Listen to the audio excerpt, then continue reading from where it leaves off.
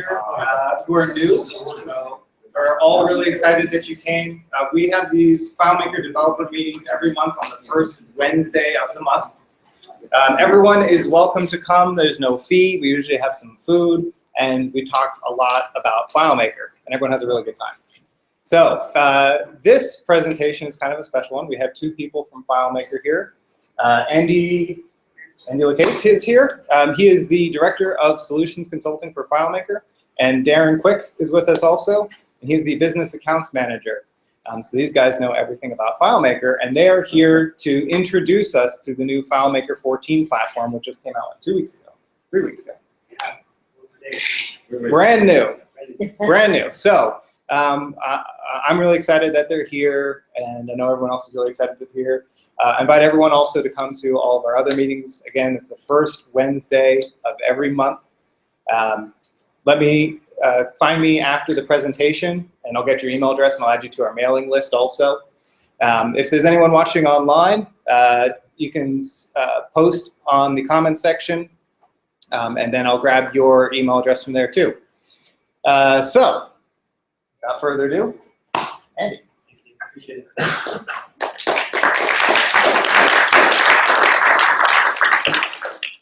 I had to drive less than 3 miles to get here tonight, so you're not allowed to clap. It is very refreshing for me to have a meeting like this where I don't have to travel and fly somewhere, right?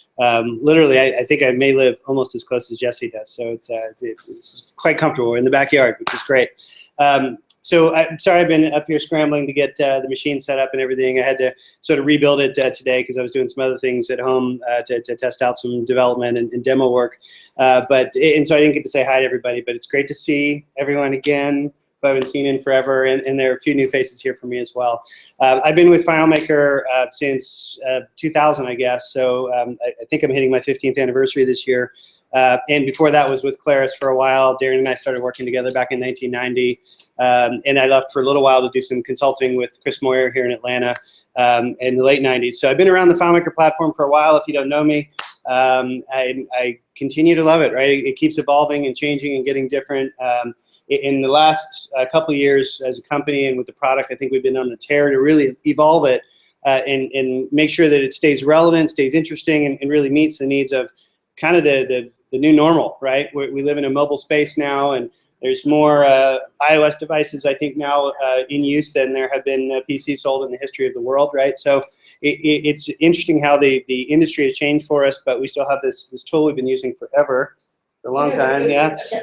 And you know, although it's evolved some, you know, we still have some, you know, comfort with it, right? We know what's going on there. And so with 14, I guess if I had to characterize the release, once upon a time, every single version that we came out with FileMaker, you could really characterize it on a couple sort of key features and say, man, that's the thing, right? With FileMaker 9, for instance, I think we added ESS, right, the external SQL stores, and really changed the kind of apps that you could build with FileMaker and the way you could integrate in a business environment. It really was a very successful release and a successful feature. The 14 release, although it has a lot of great features, they all kind of sort of holistically connect, for lack of a better term there. And to me, it's really about the development experience more than it is really sort of the end user kind of feature benefits. It's about us as a development community being able to make better, faster, more available applications for our users. And there are some sweet spots in there as well for end users, but I think of it as a development experience release, and we'll see some more of that. Before I start diving in, and here I am going crazy and positioning it and everything already, but how many of you have actually used 14 in the couple weeks it's been out? How many people have not seen it, touched it? Okay. And that's fair. It is fresh. So I'm not. That's great, actually, because now I can make some stuff up, and half of you won't know. That'd be great. But let's dive in a little bit. And I'd love to keep this conversational. I apologize to some of you that I've got my back to you. So feel free to holler out if you have a burning question, and we can run with this as we choose, right? I will be using files that I've already used in some webinars that we've done nationally for our FBA program. So if you've seen those webinars online, the files may look familiar. I'll try not to stick so adherent to the script that it's a total repeat. So I'm very happy to dig in should we want to do so a little bit. So the new FileMaker 14 platform, it really is about all the products getting an uplift, right? The sort of fundamental change, I think, in the feature set, the most, I don't call it shocking thing that changes with this release is how you script with FileMaker, right? When you're doing your script, when you're doing your scripting and automation, we've gotten away from ScriptMaker. We now have something called the script workspace. It's fundamentally different. In at first exposure, that can cause some discomfort, right? We really move the cheese, right? And so it takes some getting used to it first. But once you do, I think it really is a tremendous leap forward in terms of one's ability to code efficiently and quickly as you're building apps. Mobile browser support, we released FileMaker WebDirect in FileMaker 13 as a big change to how we did sort of instant web, right? Instant web publishing was a dated technology. We really couldn't sustain it over time, and we came up with something radically new and different, which is WebDirect. And it's a great, great platform, but with 13, there were certain things that were slow, right? There were certain things that weren't responsive on all browsers, particularly when you had a low power browsing environment, for instance, a mobile device. The other thing is when we developed WebDirect with 13, we really were focused on the desktop, and some of its built-in UI, like its menus and stuff, were very mouse-driven. They weren't really the sort of low-fidelity menus and large buttons that you need to hit something with a finger. So we've improved those things, and you'll see it's much, much better. We did sort of fundamentally change how we design layouts and things with 12 and continuing with 13. The tools continue to improve with 14. I'll show some of that. We did change the sort of first experience with FileMaker as well. We have a new launch center when you first open it or try to open a file that is more visual. It's highly simplified. We're trying to sort of deconfuse that first experience when you're just trying to get to a solution that somebody's built for you and make that simpler, right? And also make it consistent among platforms from iOS to desktop to web. And then with FileMaker Go itself, we've overhauled the user interface of Go, the app, well, entirely, right? If you look at it, we've moved some things around, but the biggest sort of objective there was to make sure that it was consistent with modern apps that one sees on iOS 8.x, right? Apple really changed the way the iOS looked and the way apps are expected to look, and we needed to stay modern to move along with the times. But at the same time, we also did some user research, and we've repositioned some things on the layout that are much more intuitive, and I'll show that a little bit. And then server itself, of course, we didn't leave out of the equation. In addition to the big improvements we made to WebDirect, server itself has a couple new features. One is, well, I'll come back to it. We'll dig into that a little bit later. So the whole platform gets an update. I won't drill in. Is there anybody who's like fundamentally new to FileMaker that's just curious? Okay, so a little bit. Okay, then I will belabor the screen a little bit because I want to make sure that we're all aware that the platform itself comprises a number of different software titles. FileMaker Server is the software title or service that runs on a server and is used to host FileMaker databases, right? To create those FileMaker databases or apps in the first place, you use FileMaker Pro, like we've been doing for, I think, 30 years, right? FileMaker is, I think, coming up on its 30th anniversary. So FileMaker Pro is used to create them. FileMaker Pro is also used to consume them on a desktop workstation.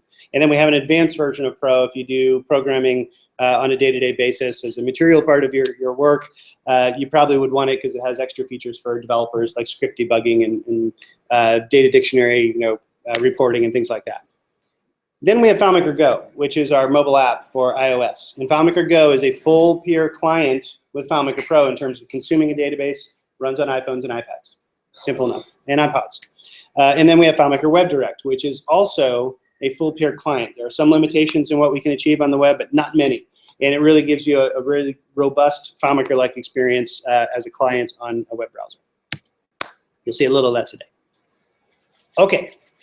So drilling down a little bit on a couple of the key feature areas. The new workspace, visually very different. We move the commands that are available for you, the steps in the script, from here to there. That's the first thing. But we also, we've given it a real text environment that you can type in, right? FileMaker scripting has always been a point-and-click experience, which is great. It makes it fundamentally impossible to create a syntax error.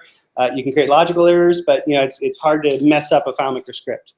For what it's worth, the point-and-click scripting is still there, right? You can still do that, but you can also, if you're a keyboard user, if you're a speed coder, you can do it in text. And we've added a lot of features that really help that along and add to the efficiency of the programming experience.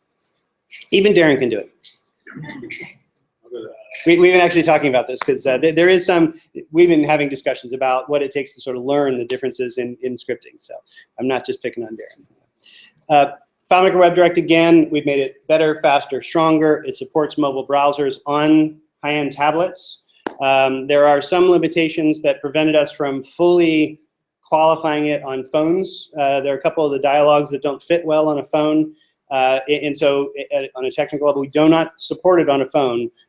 It'll work, right? It's a browser. We just need, you know, a high-powered browser that is standards compliant, but we have tested it on high-end tablets and it works great. It is faster across the board. Our testing shows it to be, you know, 25% is kind of a arbitrary number, but we have tested it. It is significantly faster. As I talk to a lot of customers that have been using it, the reaction is that's probably a conservative number, right? It's a very responsive solution in the browser now, which is just great. So if you're nervous about trying out WebDirect with FileMaker 13, it might be time to test it out more thoroughly with this version. The design tools in FileMaker 14, there are aplenty, right? For instance, we've taken the color pickers, we've made them consistent on Mac and Windows. We've also added some nifty little functionality, like when you add a color to the palette to save it, it actually saves 3 colors. It'll pick a lighter and darker version, so it's very easy to color coordinate. Or if you're trying to create a gradient, sometimes it's hard to create, you know, 2 ends of the gradient that actually mix well, right? And so it will automatically help you do that. We have a deeper control of object components, right? With FileMaker 12, we added a CSS underpinning, but our GUI, there were some things that you could not style in FileMaker 12. And with 13, we added many more. With 14, we really are trying to sort of complete the overall portfolio of things that you can style. For instance, even the small controls in a calendar over here somewhere, right? We also added the ability to add icons or glyphs. We actually have a library of those in a given FileMaker file now, right? So instead of importing a graphic onto your layout, the button itself has a property, a glyph, that is a 2D, you know, image that you can embed in the file for use across your buttons. They're very lightweight, they perform well, they work well on web as well as Go and desktop, and we'll dig into that a little bit more with time tonight. We've also added inline labels, right? Placeholder text, if you will, into fields. Common use case. Everybody develops these sooner or later, right? When you want to have that address field and you want it to say street behind the field and then go away when you type in there, right? But to do it in prior versions of FileMaker, you know, you're generally layering objects, you're using conditional formatting. There's some tricks to make it work well.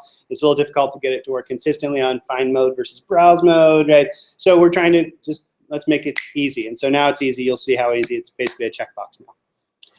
We've added a couple new things, if you will, to layouts as well. One is a button bar object or control.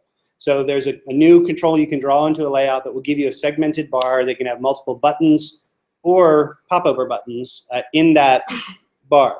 And you can mix and match those, right? It's pretty powerful. In addition to that, we've added a new part to the layout. The way we've always had bodies and headers and footers and summaries, we now have a navigation part. And it looks and acts a lot like headers and footers do, so it's not really that shockingly different. You may be wondering why we did it at all, but I'll drill in on it and you'll see some of the subtle differences there and why we're adding it to the platform. I'm moving fast. Any questions yet? Are we doing okay? We'll show glyphs. We'll dig in on, and I think we're calling them button icons. I should probably use my proper terminology there. So yeah, we'll drill on that some more. The new Launch Center is visual. We've made nice, big, bright icons for files now. We've got 30 or 40 of them built into the product that you can use if you want. You can also add your own graphics so that files themselves can be iconically represented, can have their own branding. And as your users use them, they'll begin to recognize them visually and can get to them quickly. Excuse me, and you can see it in a grid view like this, or there is a list view available if you prefer to see, you know, your lists of files as a list. And it is very, very similar from desktop to web to FileMaker Go, as you'll see. It travels with the file, yes. In fact, setting the icon itself is in the File Options dialog. There's a new tab there. Don't let me forget, and I'll show that to you. So yeah, works on Mac and Windows, works on iPad, works on iPhone, works on the browser. There are some subtle differences in each because the way you interact with each is a little different, but visually they're very, very consistent. This work as a shortcut icon in WebDirect and get an icon for the site that you're using. don't believe so. I think they are in the file for the express purpose of feeding this dialogue. That'd be nice, because like if you bookmark the site, Yep. Safari will remove all that. So, yeah. Totally agree. I don't think that's the case, Jesse. I could be wrong. That'd be a good item for homework. They appear the same on the desktop? They will not change the icon on the desktop of your OS on Windows or Mac. It's in the FileMaker dialog, in the FileMaker experience that you will see it. Okay, and the iOS user interface, I mentioned there's an overhaul there. Rather than dive into it deeply, I'll actually demonstrate it here. But there are some other things we've added, like developer control for orientation on the thing. Right? We've always had the ability to rotate, and the layouts themselves can rotate, and you can build layouts that expand or contract. We also have had, I guess, a script trigger to allow you to capture that action and deal with it as well. But one of the points of feedback we've gotten from a lot of customers is, sometimes I just want it to stay there. Even if I'm reading a book, right? I always turn off rotation when I'm reading a book because I end up turning the book sideways, and it rotates and it drives me nuts. So you can do that with your apps as well, right? You can say that you want the layout to be fixed in a given orientation, and you can set the allowable orientation. Can you also stop it from zooming? You can prevent zoom. You've been able to do that. Sometimes you get it with X. Yes, no, you can. That's been in the product for a while. You can do that for sure. We got somebody online just saying when you're going to answer a question, first repeat the question so that they know what the question is. Thank you. Sorry about that. Yeah, so that question was, can you prevent zooming, pinch and zooming on your application layout? And the answer is, yeah, we've had it for a while. I mentioned server gets some enhancements. I'm not actually going to deeply demonstrate server tonight, so I want to talk about these briefly. One that is really cool is the notion of reconnect to server. We've actually had this in FileMaker Go for a little while because it's a common use case that one hits the home button, the Go application kind of goes away or goes into hibernate mode or however we call that, and you bring it back later. We wanted the ability to have that solution renegotiate its connection to server and get back up and running. So Go has done this for a while, but not the desktop, right? If you lost your connection on your network, right, you were gone, you could come back and reconnect manually. But now in 14, FileMaker will actually attempt to reconnect to the server. Even if you move across to a different network, but you still have access to that server, it'll figure it out, right? And it'll reconnect you. It's pretty cool. So we've had reports of my folks that work back at headquarters in California where they'll be working in the office, close the laptop to go to sleep, go home at night, reopen it, it actually figures out the connection, presuming you got it, right? So it's really cool. Is there a failover capability if the server does not come back? So if you cannot get a connection to server, it'll drop the connection for you. Now, likely your updates have already been propagated to the server, right? So you lose your session, so you just have to reconnect when you get a chance to do so. But you mentioned the word failover. We have another new feature in server as well. I'll use that as a segue. And I didn't repeat the question, I'm sorry. The question in that case was, is there a failover capability for that? And so not really, right? If you lose the connection, you lose the connection. You do have I should back up for a moment and say you will get a dialog and you have the option to dismiss it as well if you don't want to stay connected. Right? Okay, so then moving forward, we also have a pretty fundamentally awesome new feature for server that is probably targeted at a somewhat narrow range of customers, but I think a big block of our customer base out there, and that's the idea of FileMaker Standby Server. So Standby Server is actually leveraging the technology that's been in our progressive backup feature in FileMaker Server. And progressive backup, the idea there is that when you turn it on the first time, it takes your live files and it will mirror them off to two directories actually, right? They cycle back and forth. But then after it mirrors them, if you will, then it will automatically write updates to one of them while the other one waits patiently. And then on a time cycle, say 10 minutes, they'll switch places and the new one starts getting the updates in the other one. So that way, with the progressive backup, you've had the ability in case of a failure mode to go back and get a very recent copy of your solution, even if a scheduled backup hasn't run recently. It's not really a backup per se. I'm going too deep on progressive backup, but anyway, it's there and it has this wonderful mirroring capability. With Standby Server now, we've taken that and built it such that you can actually mirror the files off to another machine, another server, right? And that server sits and waits patiently, and then should you get into a failure mode, you'll have the ability to programmatically reconnect. So you set up a FileMaker server as your primary, you set up another server to be the Standby Server, and that progressive backup technology will be invoked to write the changes to the standby server should the primary go down, or should you take it down because maybe you're doing soft application updates or something like that, right? The secondary can be promoted to server. It does require a command line. There's no GUI for it at this time, right? So it requires a little bit of facility to get into terminal and do a little bit of work there, but it's pretty straightforward. So On the backup server, not fair question, Jesse. I will confess that this is one aspect of the product I have spent zero time with, right? My team has played around with it quite a lot. So if I have to defer, I apologize, and I'll get you an answer back. The answer there was to what machine you're actually issuing the commands. You send the promotion command to the secondary to say, yes, you're. do that command on the second. You don't need to have the primary machine working in order to engage the secondary machine. I think that sounds plausible. Yeah. So this is a manual process? It is a manual process. The question was, is it a manual? Keep alive between the two servers. Right. The question is it a manual process to promote the backup to primary role? And the answer is yes. There is no sort of automatic failover option there. And both machines have to be identical. Pretty much. Yeah, so the comment there from Darrin is that both of your servers need to be the same, identical or roughly identical, and the answer there is yes, actually. So when you're configuring these, you'll need to get two machines, virtual or real, that are essentially the same, and set them up, and then you can. The install process it's well documented if you follow it. So there's some complexity to it, but if you follow it, it's pretty straightforward. So the old behavior was if you lose a connection, you lose a connection. You lose your connection to Windows. The new behavior is you'll get a dialog that says you lost your connection to the server. You can. This is the reconnect feature, right? It'll offer you the chance to reconnect, and if you invoke that secondary, then you can reconnect and just get right back up and running. So it's pretty slow. On the failover server. Yep. What happens when your first server is back? So the first server, the network goes down. Code. So you've got your standby server running code. You engage the standby server code, and it's happy to get it back and server code. 3 hours later, the network is fixed, and the primary server is ready to go. Well, let me cut you off and say the question here is a long and arduous use case scenario that I'm sure we can come back and do another evening of session around. Is that okay? Yes.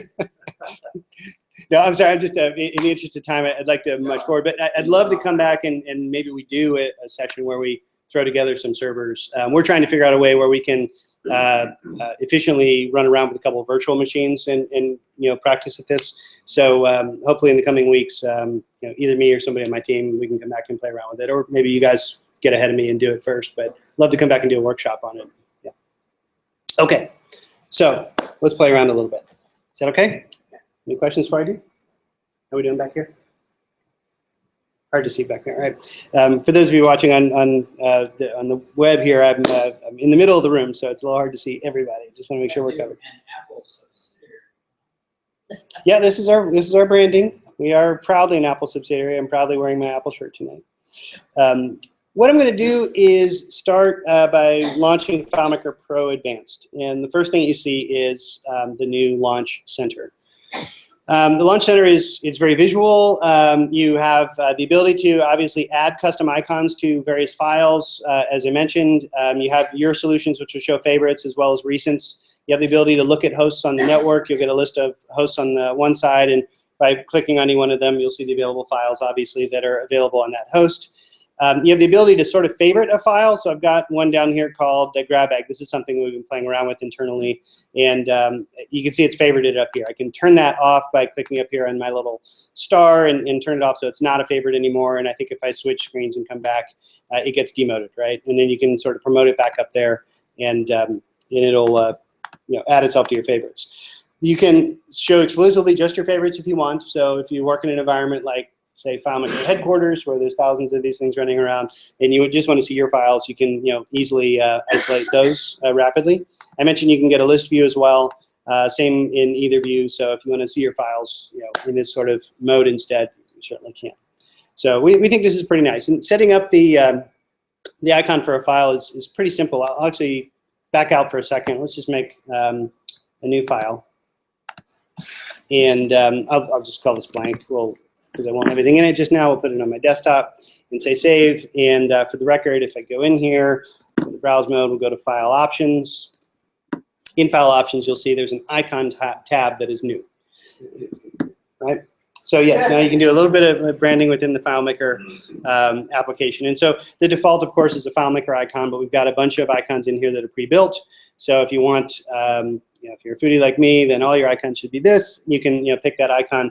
You can also build your own if you want as well. And we can do that quick. So I think I did this on one of the webinars, but I'll just do a quick screen grab of this FileMaker logo here. So I've just made an image out here that's a PNG. Let's go back to my FileMaker file. We'll go back to file options, and here's my icon. We'll ask for a custom one, bring in that screenshot, insert it. I think we have some options for scale to fit or scale to fill, right? It looks like I got a roughly square icon there, so I did pretty good. And say okay, and so now that's done, and we're ready to go back and go to the open dialog. You can see that it's now iconized there. And if I put this on FileMaker Server, the icon travels with it, so it'll show up in WebDirect, it'll show up on FileMaker Go. And is there constant folders of files? not here, no. Not in this dialog. In your OS, of course, yes. All right, let's dive into a file, a hosted file I've got here called approvals. And so we're using this to demonstrate a variety of the new things that are in 14, because there is a fair amount. And I've got it hosted on a FileMaker server that I've got running on this laptop. Not an ideal deployment, right, to do so, but it suffices for demo, I think. And this particular file is predicated to be kind of a little approvals database, a simple system where media, print, or moving media can be submitted, approved by folks in maybe an advertising agency. I'm playing the role of Samuel Peterson here. You can see at the top of my screen. And I'm looking at my approvals where I'm seeing 3 of them in the database. Of course, I can click over to all approvals here and see other approvals that need attention in the solution, or go back. And as I'm looking at this particular list view, the top of the screen, there's nothing here that you couldn't do in 13, right? Visually, right? You could create buttons like this. You can create a section up here that sort of entitles the layout. We probably would have used a header part, but it is indeed a navigation part here. And the buttons are being driven by virtue of the new button bar, right? And we'll go and create one of those in just a minute. So the button bar is here, used for navigation, if you will, between these layouts. I can drill in, of course, on one of my records and see a detail view. And here there's another instance of a button bar, in this case not really used for navigation, but just used to present kind of a toggle button here where I can say, yeah, I want to approve this particular image. Note the inline text that's here. I can't select it, right? It's not text in the field. It is literally just a placeholder there to help me understand that I need to put a comment there, right? So I can say, yep, love the photo. The laces look maybe blown out. Have Barbara check or something like that, right? And put it in my little approval note and hit save. There's a little note here for Sam, and we've got a little sliding object that'll allow me to get to those notes, right? So it's just a nice little app. It's very, very simple. You can see I've made my approval here. Okay, so before we proceed, let's take a look at the same solution on my, excuse me, on my iPad. There are a couple ways that I can mirror my iPad to my laptop. I'm going to try using the Reflector app for a moment. Let's see if we can make that work. I've been having some pretty good luck with it. And so that's going to basically allow my Mac to play the role of an Apple TV, and I'm going to try and project my iPad onto my Mac. Is it going to go? There we go. Awesome. All right, so let's hope this keeps working for us. So here's my iPad that I'm using, holding in my hand right now for those of you watching on the web. And you can see that we've got a new FileMaker Go app in the upper left. I have my FileMaker Go 13 app still on my bar. I should probably update that, but it does go to show that FileMaker Go 14 is a brand new app, right? It's not the same old app. So you'll get a new install. It's a free download from the App Store, of course. And if I tap and open it, you can see that we again have the Launch Center. Very visually consistent with what we had before. I can see files that reside on this device. I can look for hosts on my network, and here is the files that are being hosted on my laptop. I can find other hosts if they existed on the network right now. Thank you all for not hosting a bunch of servers on my network. But here are my files, and of course you can have recents. And similar to the favoriting on the desktop with the star, you have the ability to select files here, and you can pin them if you want, and they will always stay at the upper left-hand corner of this list, right? They'll always be kind of at the top of the list for you. which is kind of nice. And if you want to view a list view here, you can as well, and those pinned items will always stay at the top for you. So let's log into approvals. So same database. Now I had approved one of my 3 records, so that disappeared from my list view. I hope that makes some sense, right? So I'm left with 2 there. And I can drill in on one of these, say my running shoe and leaves here. Now, those of you in the room can see that I'm actually still holding my iPad in landscape mode, right? Those of you on the web will have to take it for, you have to trust me on this. But this is a case where, as a developer, there's a script that was set on layout load to lock the screen orientation. There's a select, or is it set allowed orientations command, I believe is the name of it. And that allows you to establish exactly this, right? So I cannot rotate it. It's going to stay in sort of tall mode, if you will. But so you can see I can get to detail view. Let's go back here for a minute to my list view. And while this is similar to what I had on my desktop, you can see that I am missing my navigation buttons that I had on my workstation. So let's do something about that, okay? Say again? It's a different layout. Thank you, Jesse. The question was, so confirming this is a different layout. Indeed, it is a different layout. If you look at our starter solutions, we advocate in many cases that when you do your solution development work, that it's often appropriate, if not usually appropriate, to create sort of separate UI for desktop and tablet. In some cases, I've seen developers that were very successful unifying their tablet and desktop experience because a lot of people are becoming used to the sort of simplified UI of the tablet, and on the desktop it can work as well. But for sure on the iPhone, or on a phone, you're going to want a tighter layout experience, and it doesn't do well to sort of stretch between the two, if you will. And the web usually suggests its own kind of layout structure as well. So in this case, with this file, we do indeed have tablet versions. And so we'll go look at projects, or approvals, sorry, that's what I was looking at. And this is my approvals layout that I am currently looking at over here on my iPad. Fair enough? So let's do something with it. I'm in layout mode. The first thing I want to mention before I start doing is that the top is not a header part. It is indeed a navigation part. You obviously still have all the parts we always have, but you now have top navigation as an option here and bottom navigation as an option here. And like I said before, it looks and acts a lot like a header or a footer. There are some subtle differences. One is, if I go to browse mode, I'll prove this here. I'll go to preview, and you'll see that the navigation part goes away. It is a non-printing part. Everything in it just disappears. If I go back to layout mode, actually I'll go to browse mode for a moment, and I'll demonstrate here that if I zoom, right, notice the navigation part itself doesn't change. And this is by design. I don't know if pinch and zoom is allowed on this layout. It's not. Oh, sorry. Yeah, so anyway, there's an answer to your earlier question, can you lock the layout? Yes, you can. Anyway, you can see that it does not zoom. And so if you're wondering what's up with the navigation part, why'd you do it, think of it as your chance or our chance as developers to extend our own application Chrome, right? We can basically create the wrapper around the user's portion, if you will. So where you have your navigation buttons on the bottom for steering around and doing various things, or at the top you want to give some branding and maybe some other options to the users, you can do that and you don't have to worry about them disappearing, getting zoomed off the screen. It's really, I think of it as an extension of the app, if you will. So it gives you script say, you still have to create buttons. It's not like the tab control where you can just say, 85 buttons and space them out. Yeah, so the question is, it gives me the real estate, but doesn't automatically provide buttons like a tab control would, and the answer is yes, that is correct.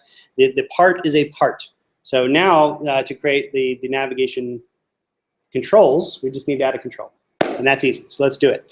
Let's go in here, and at the top of our screen, I'll try and zoom. I don't know if this will work over the web, but you can see that I've got all the controls I've always had, plus a new one here in the middle. This is our button bar. And so I'll just click on it and draw a rectangle, and that's all it takes to draw 3 buttons on my layout, right? And yeah, I know, it's good, right? Usually I try and set the pane up front, right? And I demonstrate, you can create one button, you can create another, or you duplicate, you option drag them, they invariably get misaligned, you have to rename them all individually, right? So there's a fair number of moving parts. Now you have one object. And you have the ability to determine how many segments you want. So you can add more segments or remove segments, right? The default is for 3. You can navigate between the segments here using the arrow buttons. And then you have the ability to name the segments. So the first one, maybe I want it to be my approvals. And for the second segment, we'll name this all approvals. And for the third segment, I'm going to actually add something that wasn't on the desktop, and that's a projects label. Okay? And we'll build a new button there. You may notice something really cool here. I'm typing these names in as sort of fixed text, but these are calculatable, whatever that word should be, right? Derivable. You can use the calculation dialog to determine the button name. You actually can't do that with a button, right? This is a new feature that is unique to the button bar. It's pretty cool, right? Yes. I'm sorry? Exactly. The comment there was so you could make it say Tom's approval, or yeah, you could engage any data point you want. You could say my 10 approvals if it did a count and found that there were 10 or 3 or 2. Right? Well, it's a calculation formula, right? So anything you can calculate. So I don't think there's anything you could accomplish with the merge field that you couldn't do in a calc formula, right? Okay, so that's awesome. And I can imagine already, because we still can't do this with regular buttons, I guess we might think that in the future that's possible or likely, but we can't do it today. So I can imagine some developers will start using one button bars, right? Just for that feature alone, because it's really cool. The other thing that I mentioned earlier is that the button segments themselves can be either buttons or popovers. And you don't have to be exclusive across the button bar. You can mix and match them. So if I want to make the middle one a popover button, I can. The other ones can remain just button actions. Make sense? So you have a pretty good amount of flexibility there. Oops, sorry about my screen drift. And what else is here? Icons. So for these buttons, if I go back to my first button segment here, maybe I want to add an icon. Maybe I'll put it on the left. Or actually, when you make this change, it happens to all buttons. But determining which icon happens segment by segment. So for my approvals, maybe I want to use a classic inbox icon there. For all approvals, maybe we'll just use a list view here. And for projects, I could find something else in here. But I should mention that this library of icons is extensible by you, right? You can hit the plus button down here in the bottom, and you can add new icons to your database. For instance, this is a PNG, and I could insert this PNG icon in there, and it will work just fine. And it's part of my library now, right? You can actually, go ahead. Sorry, just. What I about to say is, what's the scope of the library? In other words, like when you add something, is it across all databases? Is it scope of this particular database? Is it like custom functions? So the question was, what is the scope of the library? Is it is scoped to this file? Okay. Does the button bar have to reside on that question is a good one. Does a button bar have to reside on a navigation part? And the answer is no. A button bar is a control that can be on any part. So when I was actually looking earlier and I did my approval, I had the approver deny option on 2 buttons, and I hit the approval button. That was down in my body part. You can use them there as well. What happens if you want to change or swap locations on the buttons? Oh. Thank you for the leading question. It's almost like I paid you for this, right? Thank you. No, so if you want to actually change their location on the bar, is that what you're asking? Yes. Okay, so the question is, if I want to change the order of them in the bar, how do I do that? In layout mode, you can click and hold on one of the buttons and then just drag, right? So you can put it where you want it to be. You might also note, by the way, up here in the top left corner that button bars can be vertically arranged as well as horizontally. So if you prefer a vertical button list, if you will, for navigation or something, you could use that. You can see, obviously, all the different orientations for the icons. Going back to the icon itself, I added a colorful PNG here, which is great. I honestly don't like this icon because it's colored and nothing else is. And the other problem with this is that because it's a PNG, it is a fixed icon. I can't change it programmatically. Whereas the ones that are built in, actually, if I add styling, there actually is a control. I guess I'll show that now. I'm digging in way deeper than I thought I would here. But if I look at this button bar segment, I do have the ability to style the icons themselves, right? And so I can change their colors. I can change, how they look. And so if I want these all to be, sorry for the zooming too much, but if I want them all to be a lovely pink or something like that, I can do that, right? It doesn't affect the PNG at all. Does that make sense? Because the PNG comes with its own color definitions, right? You just can't change it. However, you can also add icons that are in the SVG format, right? With scalable vector graphics format. And so let's go back here to the projects button. I'm going to question, yes, please. Especially on the PNG icon for the preserved transparency. The question was, will it preserve transparency in the PNG icons? I believe the answer is yes. So if I change the background color, that background color will show through. Correct. This particular icon that I've put on here, it's very small, but it didn't come with its own background color, and so it's working just fine. Yep. So SVG icons. Let me add one of those. Let's come in here, and I'm going to add to my library this one down here called Projects SVG. Actually, I'll do the outline one because it kind of matches the others better. And add it, and you can see it's kind of nice and white. And would I go back and style it pink again, you would see that icon turn pink. Now, having said that, if you're is everyone familiar with what SVG is? So SVG is, it's an XML standard, basically. It's text. So let's go ahead and we'll do a little drill down here. Let's look at this icon that I just put in there called Projects Outline SVG. I'm going to drag and drop this onto BBEdit, which is a text editor. And so here it is. And how do I get this to wrap over here, maybe? There we go. So you can see there's a lot of information in here. This is just text information that describes that icon. And this is very web friendly. It's a web standard. That's why it exists.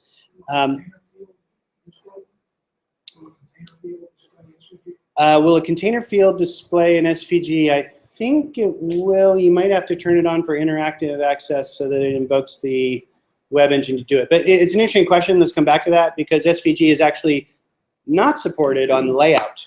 If I were to try and import this graphic onto the layout proper and have it just sit there like an image file, SVG is not supported there, right? Strangely enough. PNG is, other graphic formats are as well, but for icons, you get PNGs or SVGs. But if it'll go into a container field and display, Yeah, but that's a workaround, that's huge, because that would be a workaround for actually PDF as a spot director. so you want to put it into a container field as a workaround to not being able to use a PDF as a. Okay, so there's a different conversation there, I think. Okay, yeah. So where I wanted to go with this, and the reason I drilled down to open this up as text, is oftentimes if you go to an SVG icon source, and they're all over the web, there's a bunch of them out there, and you download those icons, they will often come with their own color definitions, right? Much like the PNG file did. And so to make that work in FileMaker, you'd actually need to go into the text and get rid of that styling so that FileMaker will then automatically inject, if you will, its own styling in the absence of color styling already in the thing. Is that only if you want to be able to apply colors in FileMaker? Like if you're fine with the colors that are in the SVG, could you just drop that in? Yeah, if you're fine with the SVG being baked the way it is and never changing its color, absolutely, you can drop it in just the same way as I did the PNG. It'll work fine. But if you wanted to sort of use the themes and styles in FileMaker and you want those to affect it, then you would need it to be well formed. And by the way, there will be, if there isn't already, a document available through the FileMaker community describing exactly the SVG formatting here and what you need to do. Let me go ahead though and look. I have another file out here, I believe, on my host, which was this one. And I was playing around with this a little bit. With button icons. So here's the one where a PNG obviously can't change the style. Here's the answer to your question, Jesse. This is an SVG that has a fixed style. It will stay that way. It'll work just fine, right? This is one, however, that will, notice as I hover, it changes its color, right? So it is stateless, if you will. And I don't know where I put that particular icon. Is that in here somewhere? So these are some icons that come from some websites. Flat Icon is a website. IcoMoon, Icon Monster. Google those and you'll find some good things out there. Let me see if I can find. Is there an icon file or anything that you just pass around and bring all your icons in? Okay, so the question was, can I batch import a bunch of icons? Hold that thought. Let's come back to that. Let me finish this one, and then we'll answer exactly that question. So this home icon that is out here, I just want to briefly show it to you because it is not well formed, if you will, for FileMaker styling, and that is because of, where is it? There's the view box. Here, this right here. See the fill? Anybody that's done web programming know what that means, right? It means that the color is going to be black. And so if I wanted to make this work, I would do that. I would hit Command S, and the icon will now work just fine. Right. The one other thing you might need to know about is the this here. some icons off the icon libraries will come very large when you download them from a website. And so you may prefer to scale them to a size that's more consistent with FileMaker. But you know, these are sort of one-time operations as you're putting your thing together. Once you got the icon right, you're golden, right? That's pretty much all it takes to normalize the SVG for use in FileMaker. Does that make sense? You know, it seems a little bit like extra programming and whatnot, but it's once you get the library set up, it's fabulous. Now, okay, so to your question then.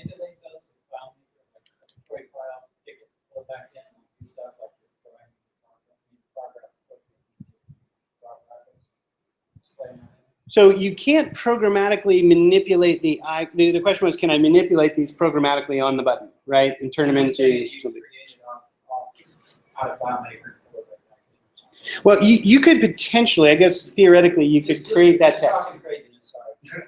Now, you could potentially, I mean, it's just text output, right? So you could potentially output a text stream to an SVG document and bring it back in. And I wouldn't be surprised if Matt Petrowski hasn't already done it with his theme studio, right? So. Quick question on the bars, the button bars, additional formatting. Good questions. All right, so the question was button bars. Do they support conditional formatting? Do they support hidden items? The answer is yes. In fact, so I've got button bars here, right? Horizontal, vertical, all the different things we can do. I had some other things I wanted to talk about. There is an active segment setting that I didn't talk about, but what that does is exactly what you see here. The active segment setting, when you set up a button bar, basically locates the user, right? If you're going to use it for navigation and you switch to another layout, the layout won't necessarily know where you came from or how you got there. So setting up what is the active segment will help the user understand where they are as they're navigating around. Okay, so we got and you can style it, obviously, using the inspector, so you have a lot of control over it. The active segment assumes that you duplicate that button bar for the layouts, and you set the active segment. Yes. So the question was, yeah, the assumption is that you duplicate it, reset the active segment, and you have the same button bar on multiple layouts. Yeah, because it isn't one button bar. You do need an instance of the object on every layout in classic FileMaker fashion, right? We don't have a master themes thing or, you know, kind of like a slide deck or keynote file or something like that, right? But one example is this. I'm navigating from layout to layout to layout, but the active label helps me understand exactly where I am. Make sense? So that's what that is about. That's just the active segment on this big button bar. So a button bar can be vertical. Yes, a button bar can be vertical or horizontal. Horizontal, vertical. You can have your icons and your text intermixed in a variety of ways. So, sorry. No, please. So the icon that you assign to a button in a button bar is going to be fixed. It's static, right? That is static, yes. Unlike the name, which you can program, Right, you so- cannot programmatically change the icon. So, all right. You can use out the type conditional. So yeah, so you guys are getting the awesome. Yeah, Yeah, I went exactly this place. That's back to like the old school layering, you know. Yeah, if you want to completely abstract your navigation, like for instance, this list of text over here is coming off of a simple text field, right? And excuse me, I'm sorry, there's my button bar. So I wanted to make it to demonstrate some of these possibilities. And so you can programmatically change the name. You cannot programmatically change the icon. You can hide segments. For instance, in this particular button bar, right, the names are here, right? I made this field to give them names. So if I wanted to change paper to say print, I could do that. Now, interestingly enough, you're going to see it disappear for a moment. The reason is that I've got a calculation based on this that decides whether or not a segment is visible to answer the earlier question. So you can hide segments if you want programmatically. You can change their names, obviously, programmatically. The icons are the only really thing you cannot. Handle this if you have one of the buttons hidden, the rest of them collapse, or Yeah, so if I take away report, I don't want that in there actually. I'll just remove it. It just fills the space, right? It's sweet. Yes. Yeah. Working layout for button bars and then So the suggestion was to layer 4 button bars and turn things on. The whole point of this is to get rid of the layering, dude. and do beware, because layering does not work well in the web browser, right? We cannot interpret it the same way we do the document object model with Pro. So really, everything you're seeing here is exactly about getting rid of layering, for the record, and simplifying your layouts. The ability to drop SVG icons that are interactive, is that only in button bars and not in regular buttons? No, actually, so the question was, can I also put icons into regular buttons? And I believe the answer is yes. I hope I'm right. Last So- question on the button bar here, is it, now, since we have all these restrictions, So- and a lot of other things on it. Okay, so you've got all the same icon choices. Just want to make sure I'm answering the question. But yeah, the same icon control is available in a button as is in a button bar. The one thing that's missing is the name. I can't program the name. I can only type the name. So the button is different. Hence my comment about some of us using probably one button bars. You also need to choose when to make it single.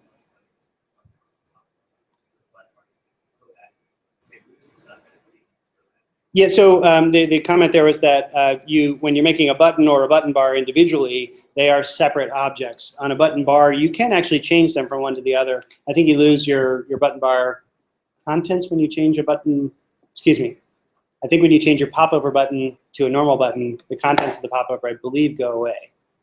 That'd be good homework for testing as well. All right, I'm sorry. Did we finish over here? Or we... Portals, what are the restrictions in portals? Portals are always like a step. Fair question. I haven't even looked at putting this object into a portal to see what the behaviors are. Let's take that as homework as well, because I don't know the answer. I don't want to commit. I saw one of your SVG files. It was right next to a Photoshop file. Does Photoshop output SVG? I believe it does, and there are some tools out there. There was one that I got off the App Store that was pretty cool, and then it stopped working, but it was free, right? So it's, yeah, I got my money's worth. iVinci is available in the App Store for OS X if you use it, and actually it was working swimmingly, and then I did some stuff to my laptop, and I think I probably killed it, but iVinci is actually built for drawing and outputting SVG documents. There is some challenge in converting them straight up, so I don't want to overpromise what other graphic software can do, but. Does the conditional formatting of the bar apply to the icon also? I believe conditional formatting will apply. Let's Can you see. separate? What is the answer there? Let's go look. And conditional formatting will also, I believe, override. So if I look at one of these, and is this, it might be bar specific. Yeah, let's play with that as well. I feel like I know the answer and I'm forgetting because I'm up here on the stage, as it were. Sometimes you get brain freeze. But let's play with that because I think I'm not exactly sure what happens. Right on. So we beat button bars to death. Holy smokes. We used to have half our time on button bars. But they are one of the more tangible things to play with. And I encourage you to do so because they're cool. They're very, very useful. So back to my original demo. I know, I broke up VBA. That was my fault. We're going deep on the VBA. And by the way, we did move through that pretty quickly. Like I said, there will be documentation available on Community about the SVG format if you want to use it. And go look at some of those websites out there like IconMoon and IconMonster. They've got everything under the sun and different licensing models for icon reuse. Please, I'm sorry. I have a question about icons and buttons. Is there a way to style the icon and the button so that way if you have a print button on and different layouts, you can just change the icon on one and change Yeah. So the question is, can I make it such that if I change my icon on one button bar on one layout, can I have it propagate elsewhere? And the answer, unfortunately, is no. We still have distinct layouts as you're moving around through the system, so you need to recreate your button bar. The good news is at some level the button bar does compress the number of moving parts you have, right? So the replication process gets a little more streamlined, but no, unfortunately Themes can be applied. the comment there is themes can be applied to buttons. That is absolutely true. But if I wanted to change the project's icon back to that PNG and it was used across 10 layouts, I couldn't. That would not reflect, right? The icon itself is a setting on this button bar on this layout. But if it was something that could be contained in a theme, that could be changed also. Yeah, color definition that's in a theme or a style, that can easily propagate across layouts, yeah. So, not talking about just button bars, but also singular buttons. If you put, icon 13, if you wanted an icon on a button, you might put it in a rectangle and make it the graphic in the background, and you say the theme, and you can change it, and it will propagate across all layouts. Yes. Can you layer those on top of a button? Or, of course you can, and that way you can change it across all. Are there any negative side effects to that? So you can still use the embedded graphics for a fill that we have in the themes, if you prefer to use that. In some cases, there have been challenges getting those to render adequately in different types of browsers. So I think this would likely be more trustworthy if you're going to use WebDirect and you don't know your browser community, if you will. But no, if your requirement is what you're talking about, I just want to put a graphic in there and change it and have it change everywhere, you could do that at the theme level, but it is fundamentally different, right? You're creating a background fill for that button as opposed to what we're looking at here, right? It's a great question because there are subtle choices there, right? Yeah. All right, somewhere along the line I got away from my iPad and I probably lost my mirroring. Let's see if we can, see if it'll reconnect. Okay, let's get back to mirroring.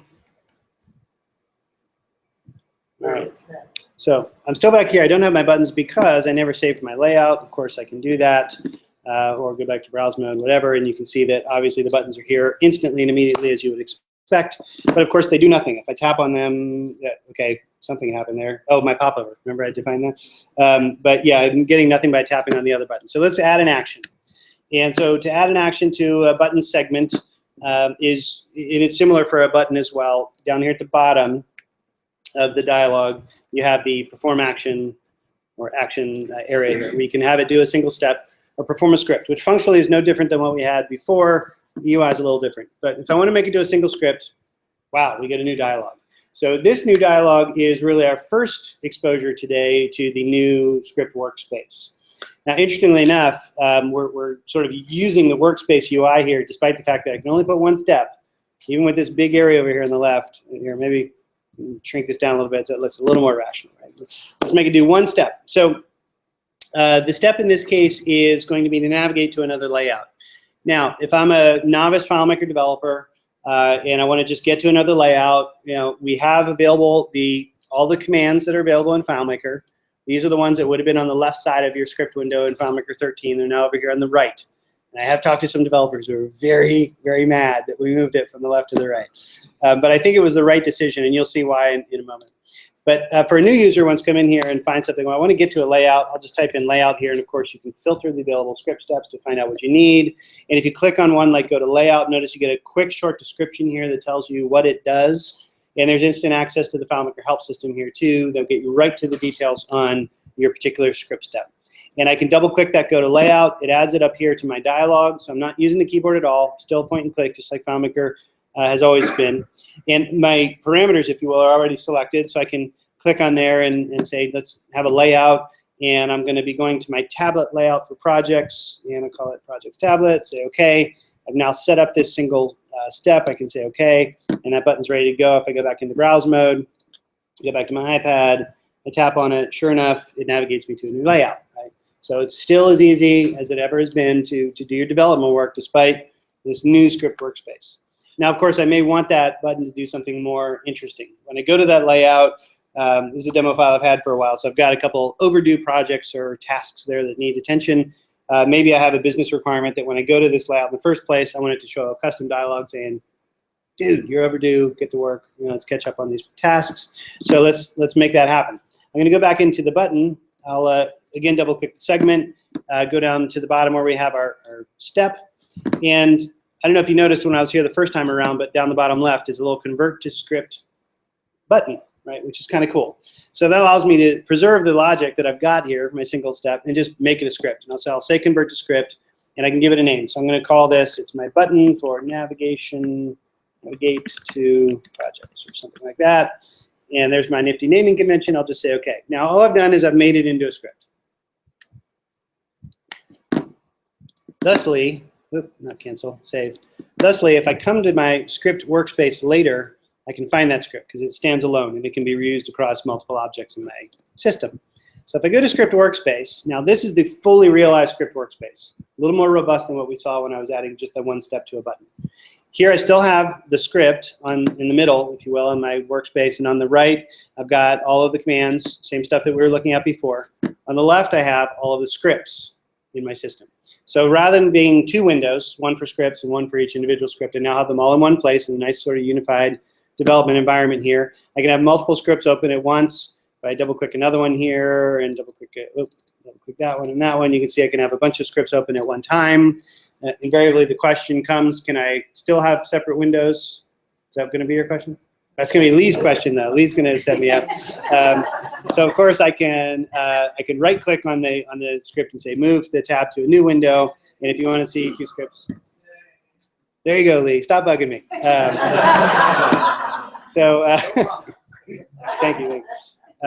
Yes, question. Right, so, I've got a button, assign a script to it, single script. Yep. I'm adding a script parameter to that button. So can I then say, okay, I'm selecting the script, I've got to edit the script to add the parameter. So is there like a simple thing like if you have a work script, can you say that open script right there? Yeah, so the question is, once I have a script attached to a button, can I edit it basically in place?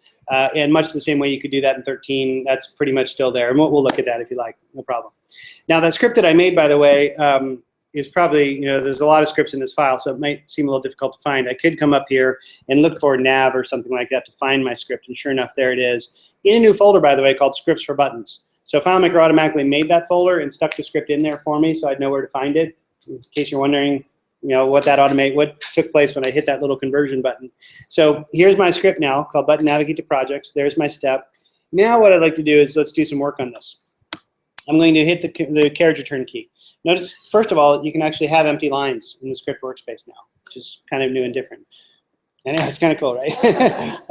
And I can also type. So I could type if, right? Notice the type ahead in the help where it automatically sort of figures out, all right, what steps is he trying to deliver there? And notice that the if statement down there is already highlighted. So if I hit the carriage return key again, or the enter key, sorry, it selects it automatically. And I'm now ready to put in my parameter for if, right, which is going to be a calculation formula. So what I want to do is I want to put a calc formula in here. I'm not taking my fingers off the keyboard. I want to find a due date field that exists in my projects table, make sure that that due date field is what, less than today. So I'm going to start by typing projects, and notice again, type ahead. And it's delivering to me, as it's doing it, so objects, tables from my relationships graph, fields that might have this string in it, right? So I can, I don't believe so, but I don't know. I don't think so because they're not stored as objects, right? They're text literals. All objects across all values. This will be named objects within the FileMaker application structure, right? So functions, formulas, field names, that kind of stuff, right? Objects. A named object? I don't know. Let's take it home and test it. I don't think so, but we'll see. Object. Yes, okay, so I guess the question is it context sensitive? Yeah, I don't know. Well, let's take it as homework. I like it. I'm going to write that one down, actually. So I noticed that after I did the table there and had it in, I started typing due date, right? It's automatically finding fields in that table for me, right? So it's narrowing it for me even better. I can come in here and type space, is less than. How do I get the current date? I say get, come in here, current. Sure enough, there it is. I can find whatever I want, hit return, and I'm basically done, right? I'll hit function enter, if you will, for really committing the change in there. So that's in. If I hit the escape key, I actually exit that step or that piece I'm editing there. So I can hit the carriage return again and add a new line.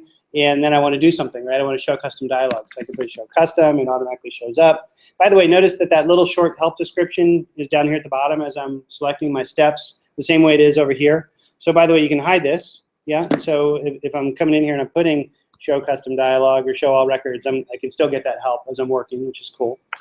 And then the other cool thing is we support shortcuts. So SCD will give me show custom dialogue, or GTRR for go to related record, or go to record request. You can get the things pretty quickly, which is nice. The shortcuts customizable? Shortcuts are not customizable, no. Because we picked all the right ones already.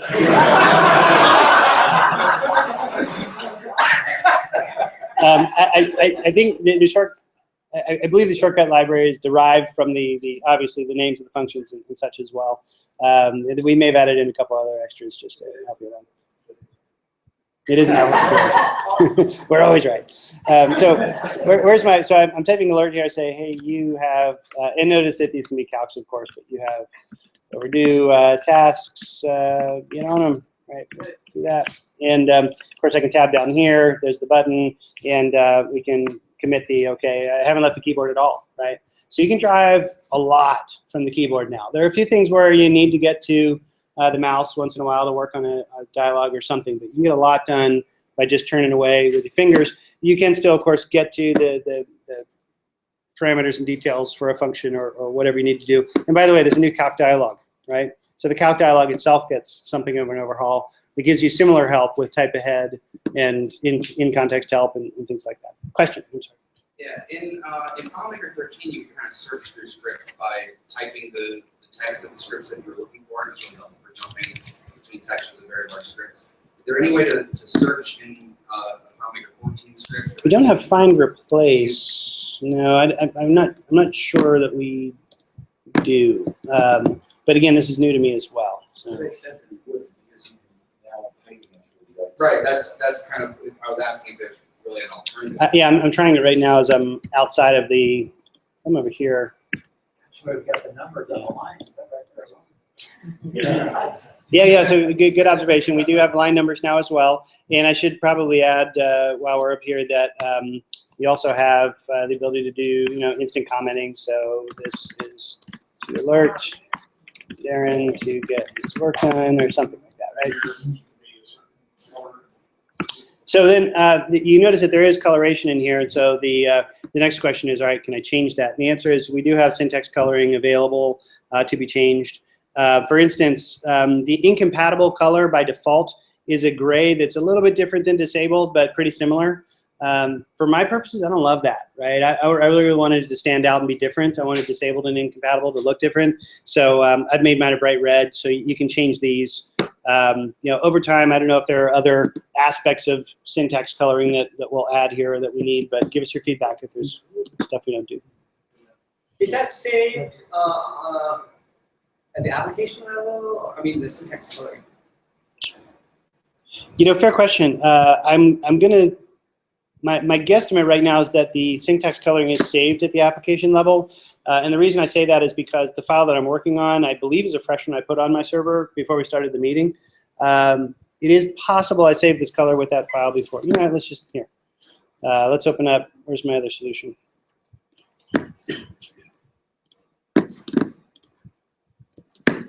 System. I think, or maybe it works across files. Did I do that right? Let's do it here.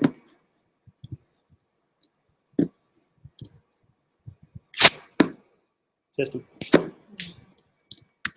The other thing is, while I'm here, let's hide this. Sorry, I'm bouncing around through so many windows. You notice that in here there is disabled. There isn't an obvious icon for disabling because there isn't an icon for disabling.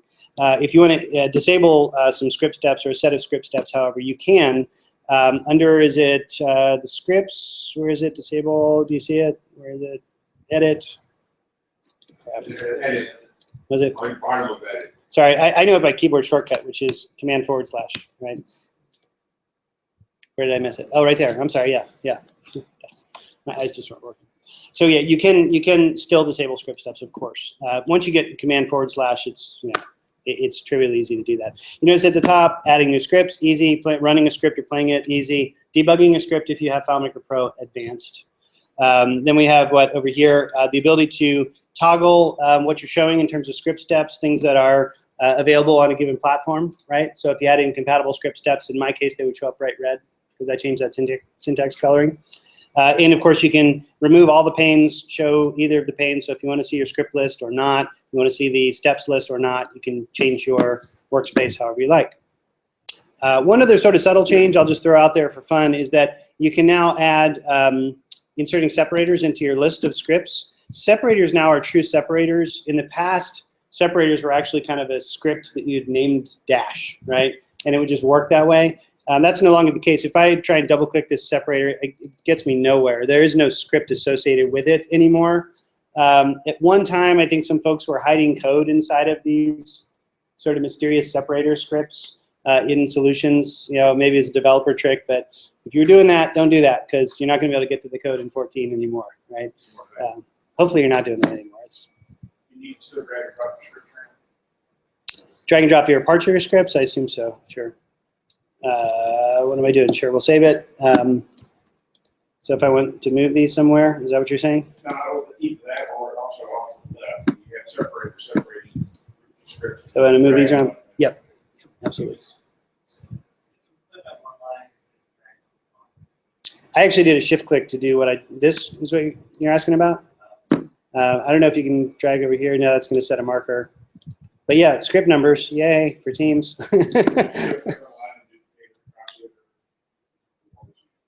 Yep, so folders, and then what do we have? Oh, this is actually an important one to know. This icon right here is for showing these to determine whether or not the script shows up in your menu. Yeah. So pretty discoverable, pretty simple. And really, if you haven't tried it yet, the first couple scripts you make, you're going to feel pretty awkward as you're trying to get used to using the enter key or the character return key, and when you use the escape key to get out. And so there's some subtlety to it, but once you get the rhythm of it, it's really nice. It's really hard to go back. Please. Are we confined to the script workspace, or can we write a script? You are confined to this workspace. You can't just run in your text editor and bring it over. Not yet. You can't import. We still protect your syntax, so it's really hard to screw up your scripts that way. You can you can copy and paste scripts around between files, so that that's always an option. I think we've covered scripting. So let's go back to our file. Let's save all the stuff that we've changed. Hopefully I haven't broken too much. Let's save the update to my layout with the projects button. If I go back to my iPad and click it, hopefully, yep, it works, right? So give it a go. Try this out. I think once you get the rhythm of it and you play with it, I think you're going to like it. You're going to like it a lot. Please. On the iPad? Yeah, so great question, and thank you for asking it. Let's go there right now. So we're on the iPad. We've now programmed the button to do its thing, which is great, but we have the iOS itself, our own FileMaker Go user interface, which is different and improved. I mentioned that we've made it so that visually it's more consistent with iOS 8, 8.x. The icons are more so, using the thin text and the thin icons and things like that. The buttons themselves are very tappable and discoverable. We've moved some things around, like the close file button is over here in the upper left now, where some of the file actions have been. That was my pet peeve. It used to drive me nuts that it was kind of on the other side from other window actions. But one of the reasons we put it there wasn't because I complained. The reason we put it there is that in user testing or usability testing, a lot of users are gravitating to the upper right-hand corner to do their searching. That's oftentimes the place where your quick find bar is, or your Google search bar is, or whatever. And so people want to go up there to find stuff. And so we put the find capabilities up there in the upper left. Down in the bottom right, of course, you have the ability to sort, delete, and add records, right, are all here.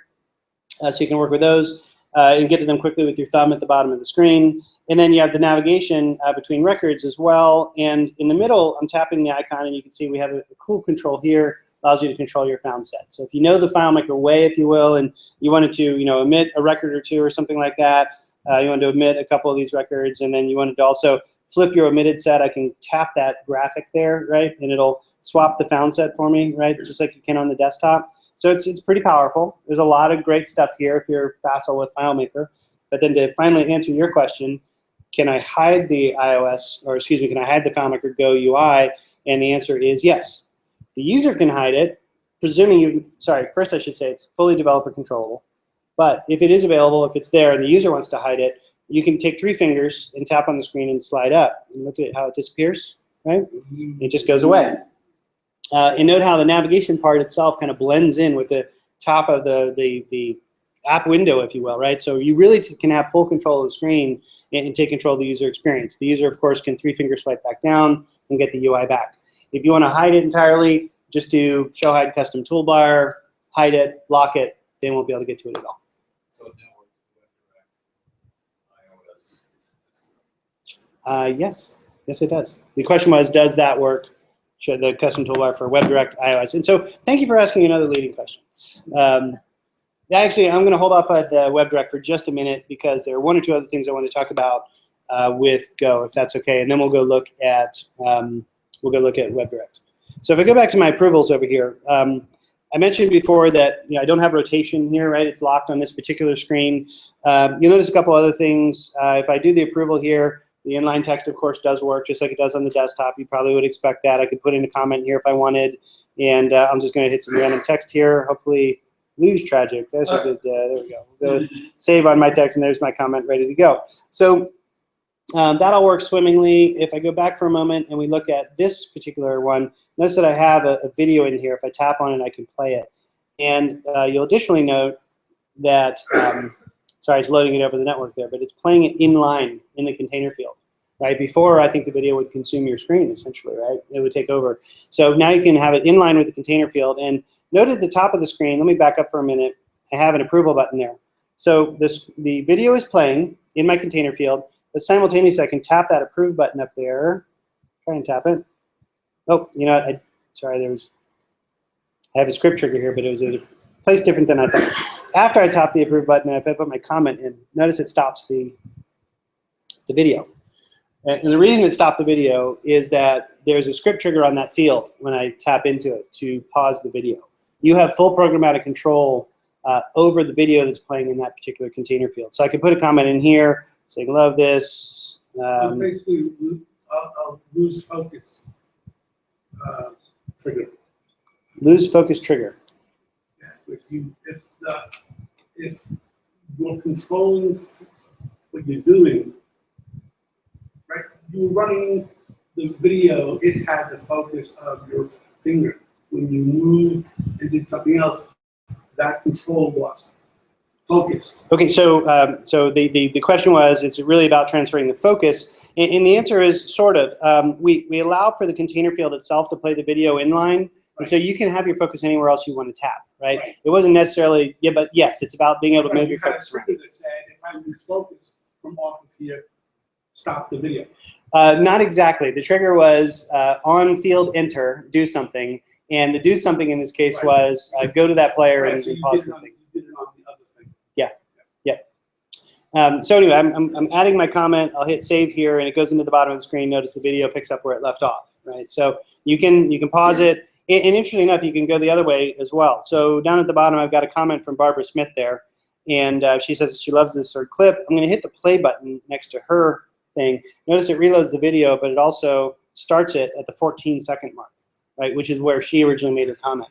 So not only can you capture metadata out of the video, you can also use it to control the video. And there's, go ahead.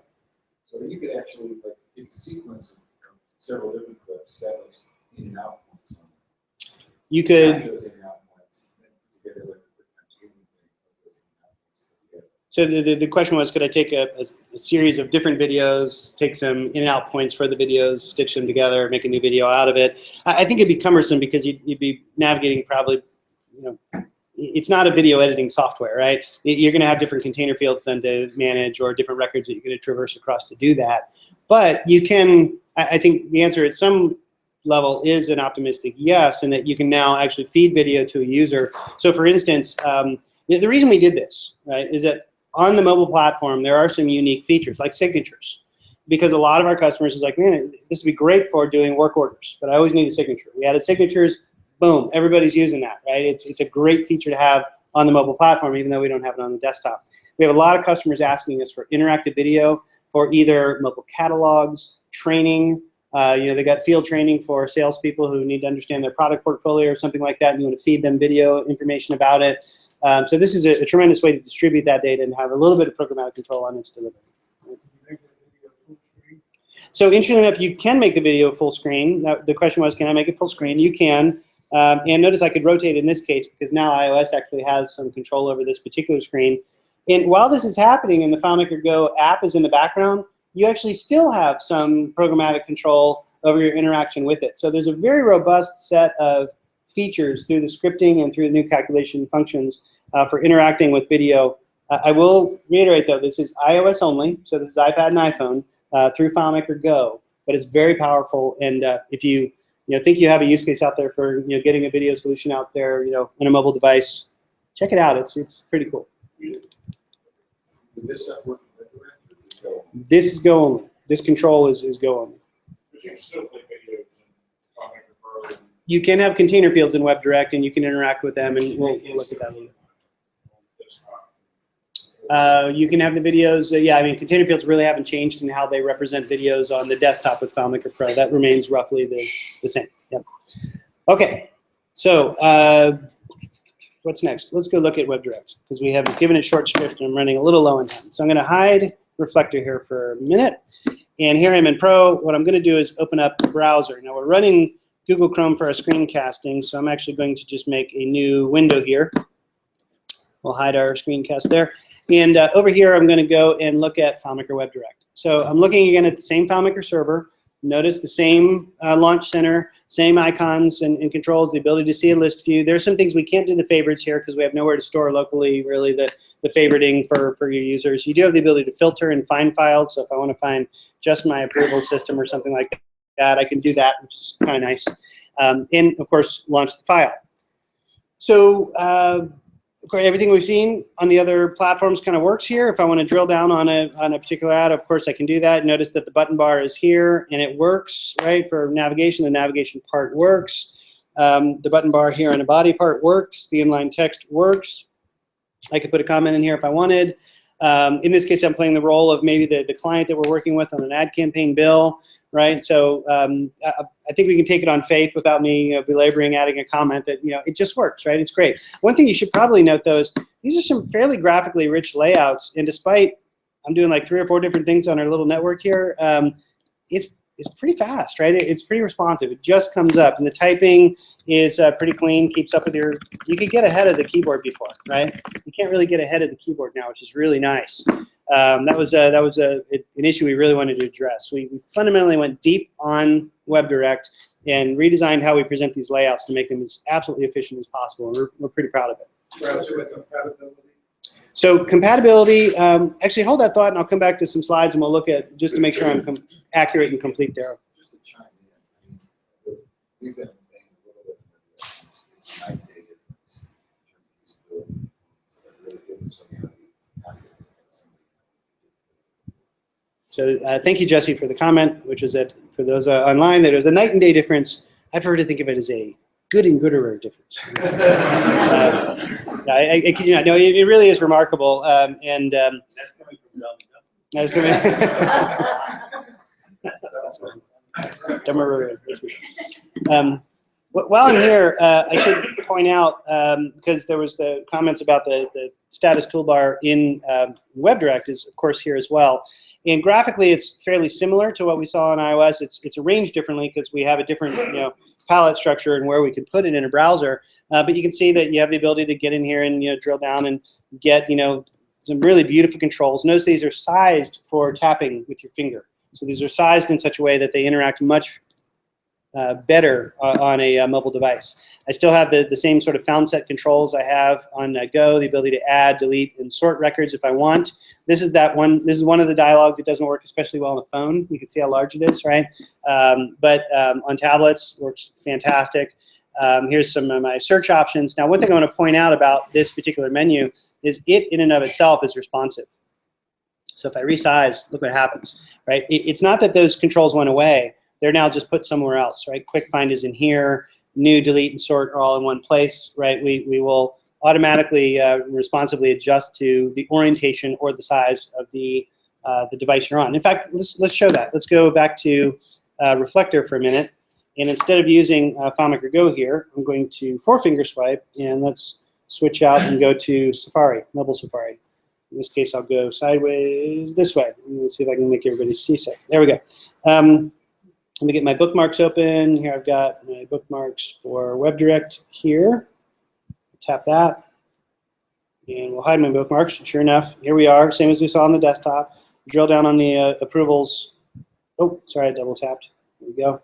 Drill down on my approval solution. So here I am on my iPad. And there is some inherent delay in the way Reflector is working, and there's really a recursive network thing going on here making this happen. But you can see that it all works. It works really quite well as I'm running around here and doing different things in the solution.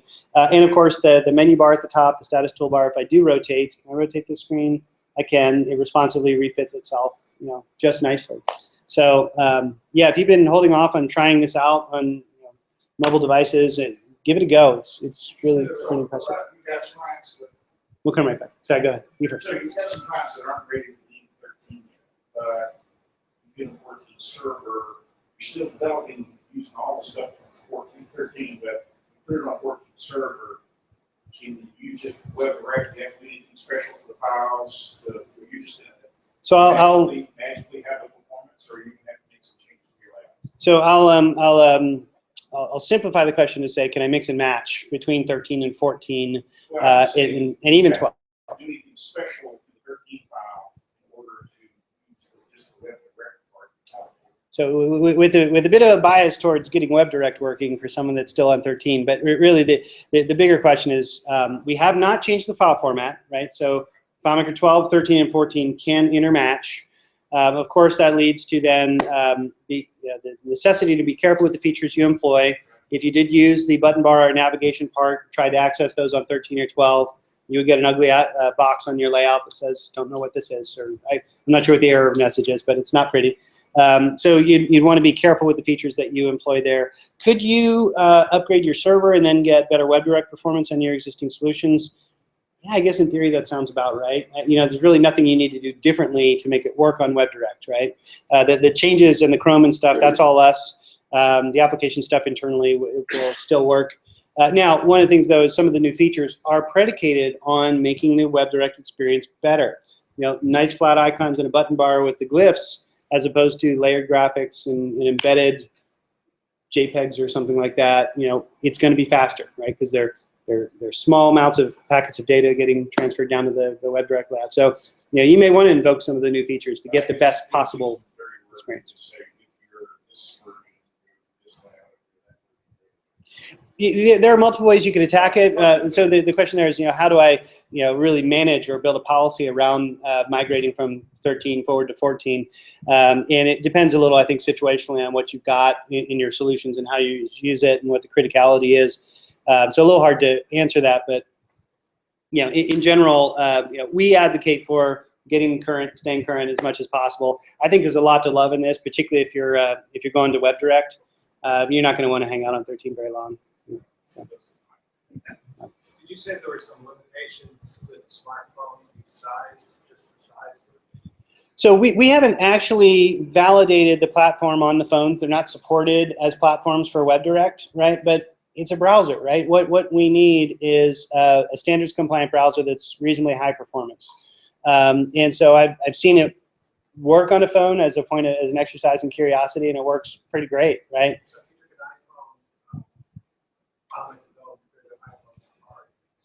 So then the question is, what about comparing Go to Safari, right? And we do support Go on iPad and Safari on iPad, right? So when would you choose one or the other? The answer is it depends. Go definitely has features that we don't have on the browser. For instance, we cannot control the browser's print experience, right? So with Go, you know, you have built-in print. That doesn't exist on the browser. There are some other things like the signatures and the interactive videos and I guess the control on the orientation of the application, you know, where we can freeze the layout. You don't get those things in the browser. Yeah, so PDF support on the browser we don't have there. So there are some fundamental limitations in the browser, but there are also some other cool things I should mention while I'm still here.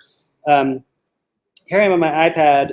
Let's say I go over here to requests. I'm going to make a new request just by saying new record, and I could type in a title here and say, I don't know, new campaign or something like this, and I'm put in some notes about that. These are my fancy notes.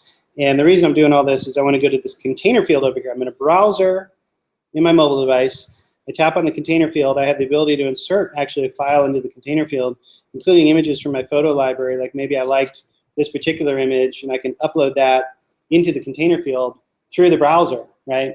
And on doing so, if I commit the record, or here I hit a submit button, I think, interpret.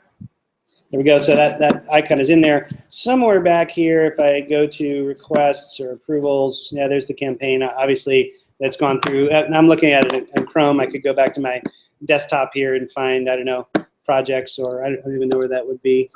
Somewhere in here. Is it my approvals? There we go.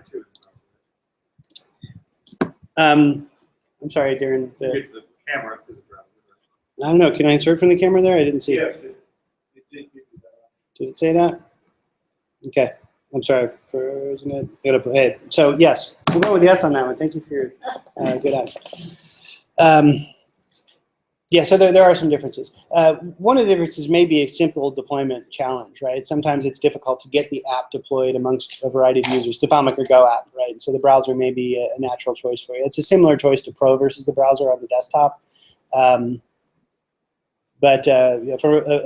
We think the experience of FileMaker Go on iOS is going to be a better FileMaker experience than in the browser, but the browser is a pretty good experience. So I don't want to, I'm not here to denigrate WebDirect. It's great.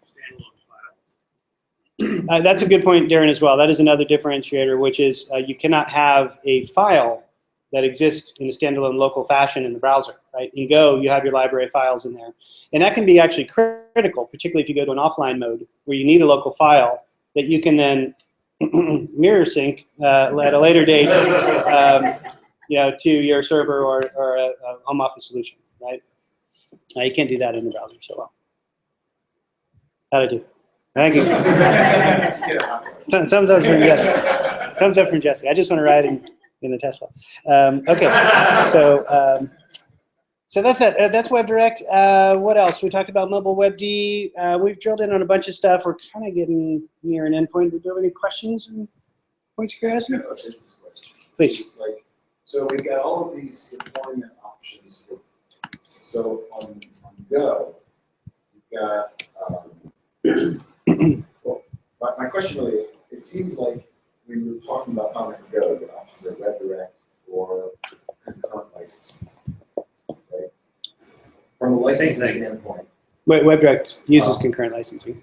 I didn't ask the question, but you're right. So you've got WebDirect or you've got Go, both of which work via concurrent licensing. Yep. Right?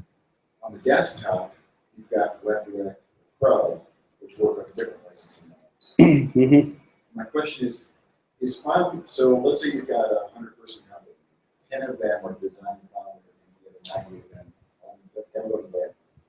For those 90 people who are maybe working on laptops, not on iPads. Right.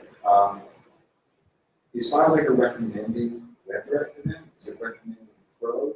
Is there any sort of concurrent licensing option available that is not WebDirect for those non-iOS users? So let me paraphrase that one down a little bit, which I think is we have concurrency licensing for WebDirect and Go. We have client licensing for Pro, like we always have.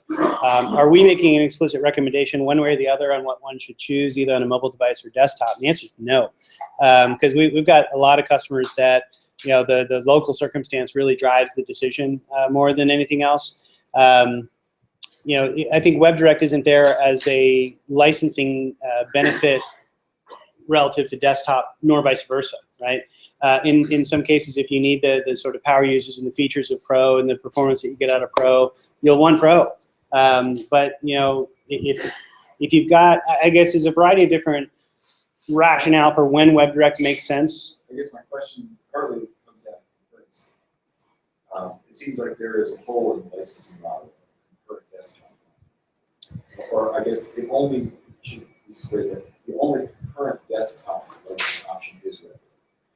That is correct. Is there? Guess I answered my own question. There is not a Pro file platform. No. Yeah. So for the folks online, yeah, the answer, there is no concurrency licensing for the desktop or for Pro.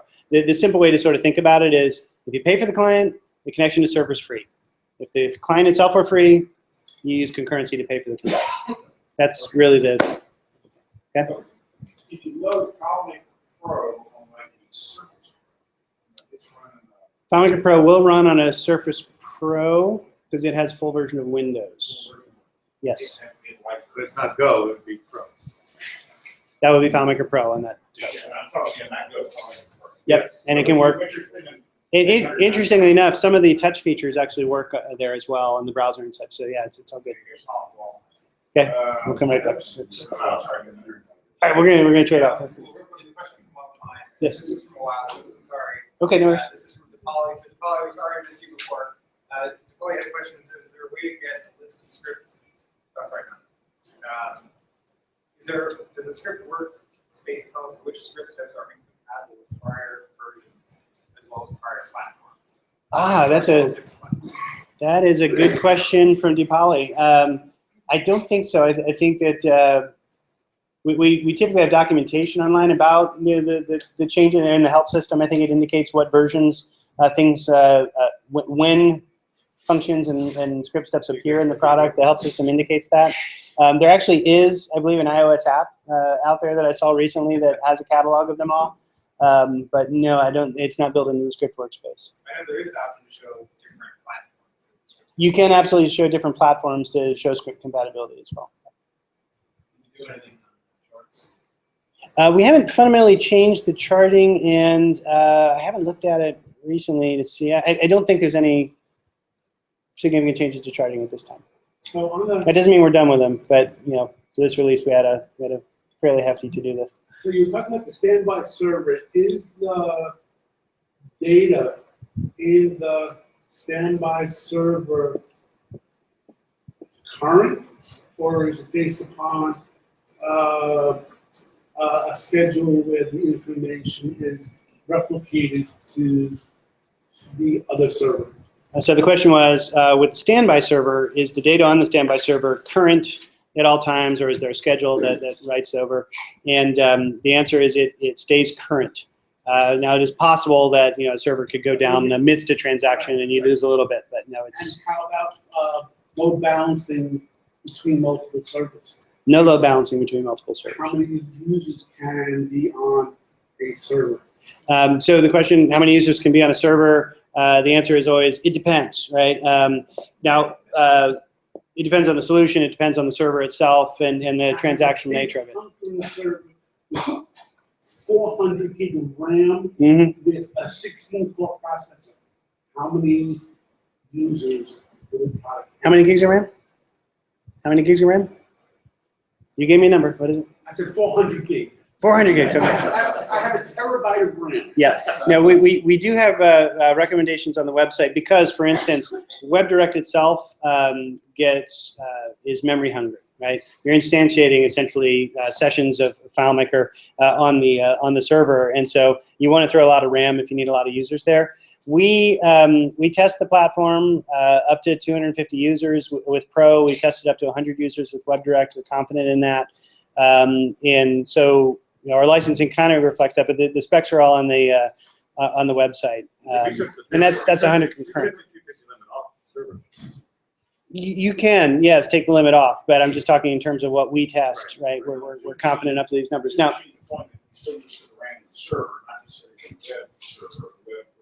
So there was a new question, which was, do you put the RAM on the web server or on the database server? And if you're doing WebDirect, you want a lot of RAM on that web server, right, where it's got those sessions.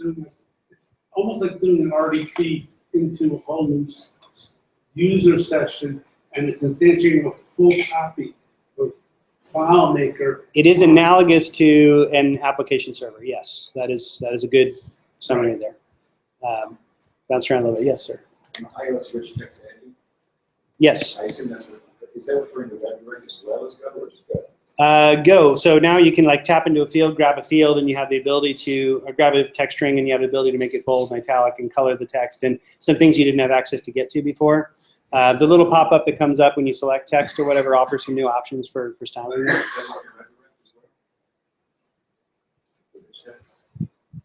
I don't know. I don't think we have control over what the browser offers there or not, and I'm not sure what gets submitted through. I kind of doubt it.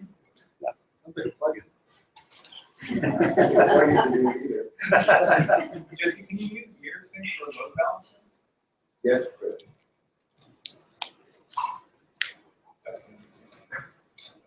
Some tools, you can, looks like you can still create a runtime, but the release note said. So does that mean your runtime's well covered? So yeah, first when there was a thread on community about this, and one of the first reaction was that we had taken it out, which we haven't. Runtime is still in there. You can still build runtimes in FileMaker 14 today. We put a deprecation notice about it, which is our way of alerting the customer base that it might go away in a future version. Could be the next version, could be a couple out. We did similarly with instant web publishing, a couple of releases, I think, before we stopped it. So I think. Well, with Go, it seems like runtime time is kind of, isn't as important. Yeah, I think the challenges for us there are many, technical and business. So it's impossible to elaborate on it fully. But I'd say that if we get a ton of customer feedback that suggests it is fundamentally important for our platform and our platform success to retain, then we'll definitely take that into deep consideration. But we are the platform. We're about focus. We're part of Apple. Apple's about focus. We're about custom app development for business work groups, and so we've got a lot of investment in some crazy new technologies, right? And does it still make sense in the portfolio? I guess we're looking at it hard. I'm not sure. Sorry, we'll come back to you. We'll take you first now. Okay, I think it's understood now that you can just have a single server deployment for WebDirect if you have just a basic development. Can you have WebDirect run on a single server deployment or a single machine deployment of server? The answer is yes, you can do that. We would recommend if you want to scale though to a large number of users, you go to the 2-machine config and give it proper horsepower. Okay. Some other OS requirements, I just want to make sure we did cover them, was that for Pro and Pro Advanced, basically the latest couple versions of OS 10 and Windows. Right? Pretty straightforward. On FileMaker Go, basically iOS 8.1 for 14. I believe FileMaker Go 13 will stay in the store for a while. Do you know, Darrin, the answer to that question? On what, 13? FileMaker Go. Oh, Go. I think, are we keeping it there for a little while? For a little while, yeah. If you can't get to iOS 8.1, so it should be there for a few months. I don't honestly know when we take that away, when that goes away. Okay.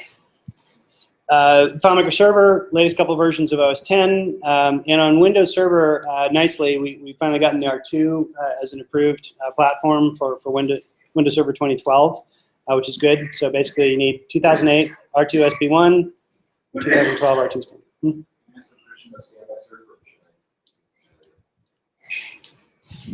If it's an easy question and I can answer yes, then you can. No, please. What do you got? On Save My Server, I don't remember where I read this, but it sounded like the hardware you would almost completely identical. Same disk size, same RAM. Yeah. Everything like that. Is that a recommendation or is that? I think it's a pretty hard requirement. The question is that the servers themselves be nearly identical. My understanding is that is just the case. Yeah. It didn't have the ability to read. If you have 2-machine deployment on your printer, do you have 2-machine deployment on your standby? It is a good question. I'm going to refer to the docs because I think, yeah, let's come back to that. Let's do a server session here next month or something.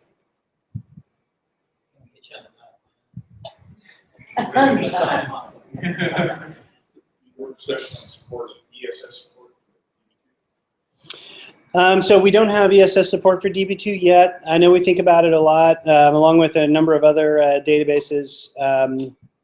Yeah, I think customer input is a significant driver on where we go with that. So don't be silent if you need it. Let us know. It is at the top of the list, though. You do it. Yeah, there's a couple out there. We got customers asking about Postgres and some others as well. So This might be just a basic 13 question with interactive containers.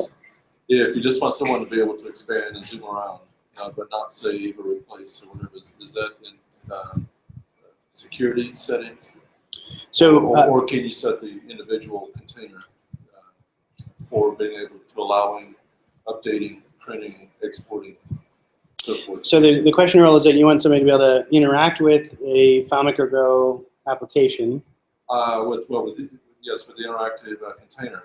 Yeah. But just not zoom around and enlarge and pinch and zoom and everything. But, yep. But not to replace, not to export, not to. Oh, sure. Yeah, no, you can control all of the interaction through scripting, right? So one didn't have the ability to override that and delete records and insert things. And so if you wanted to build like a catalog portfolio and you didn't want somebody going in there and changing out your video with something else, or absolutely you can control all that just like you can with data.